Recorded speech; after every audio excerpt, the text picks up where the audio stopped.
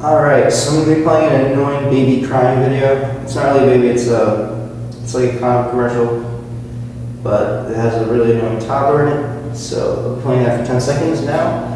I'll begin my speech. How many of you hate hearing this on a plane or a bus? I, for one, really do. Now, 130 million babies are born each year according to France 2013 from CNN. Now, what that means is that 130 million babies are in need of good parenting.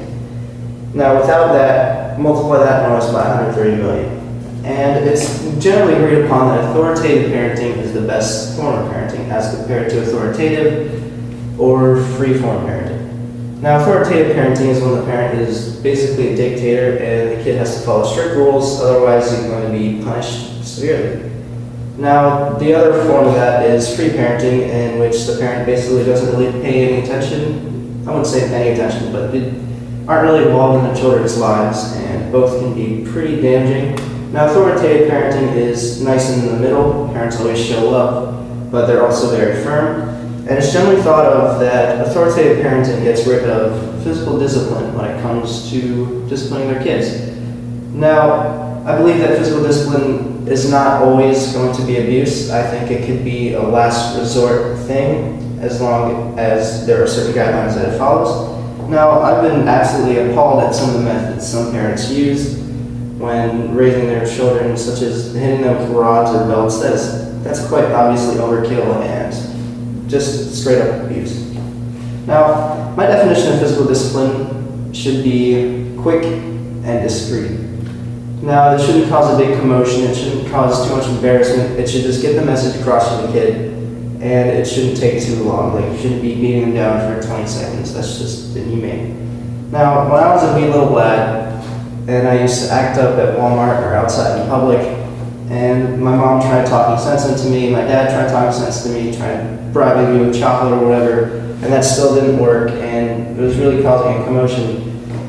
What my mom would do is she would apparently pinch me for about 2 seconds and then tell me why she did that, and I would stop doing what I was doing. And frankly, I don't even remember that she used to do that until she told me a couple years ago. And I think the pinching is a very important method for physical discipline because it's quick and discreet, and I didn't remember it. Now, a researcher named Gershoff did a extensive study on this, and basically what she found was that frequency and intensity are the important parts of corporal punishment. Now, obviously, kids who are hit very harshly, very often, they're going to have some mental issues when they grow up. Now, drawing the line between abuse and disciplinary action is really hard to do, and also definition of spanking, that can mean anything from pinching to using the belt.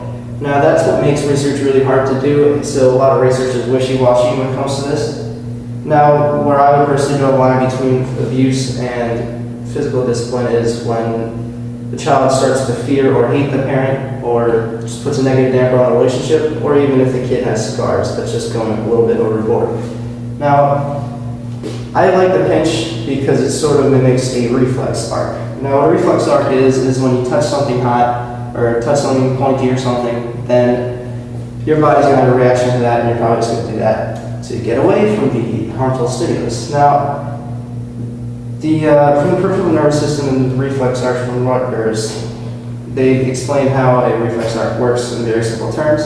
You got a receptor in your skin. Receptor cells, they detect the change in temperature, and then they send a message to a sensory neuron which realizes, oh crap, it looks like we are burning ourselves. Now, what this does is it sends a message to the interneuron, which is an interspinal cord, and your interneuron decides what to do, which muscle to move to effectively get away from the stimuli. Now, I keep saying now, but after that, the motor neuron is put into action, and the motor neuron tells the effector muscles to quickly move away. Now, I think when you explain to a kid why you're going to pinch them, then you pinch them, and then again explain why you have to do that, then they're pretty much going to get the message, and it's going to be sort of like a reflex, because once you touch a hot pot, you're not going to want to touch a hot pot again, and I think most likely the child won't be able to act up again because they're going to realize, I don't want to get pinched. Now, a study done by Goto in 2013 compared 3 different groups of parenting. There was age to limited spanking, there was no spanking at all, and then spanking all the way up to 11 years old or adolescence. Now what she found was authoritative parenting was more often associated with age to limited spanking. People normally think of authoritative parenting as discarding physical discipline as just completely getting rid of it. But this study found that when physical discipline is used when the children are really young, and it's not used from a certain age, then it doesn't really have a negative effect, rather it has positive effects. And Martin in 2010 also sort of gave more details about the study instead of the abstract. And he said children who were spanked from ages 2 to 6 performed better academically and just were happy overall when compared to the groups who were smacked from all the way up to the age 11 or not spanked at all. A huge argument is against physical discipline is that the child will exhibit aggressive behavior or start externalizing their feelings later, from MGAO Pediatrics Journal.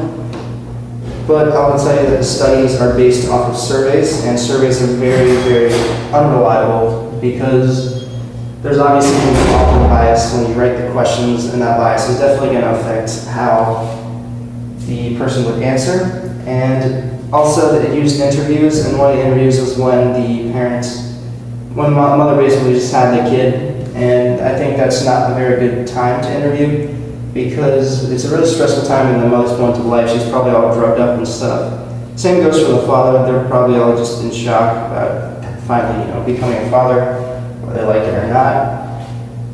And also they did in-home interviews, and this is for the home longitudinal study of preschool-aged children. And what they did was in-home interviews, and I feel like that could easily hide signs of abuse or signs of the children acting up. Now, I really want you guys to be open-minded. Not every single time you put a finger on a child for physical disciplinary action or corporal punishment is in fact abuse.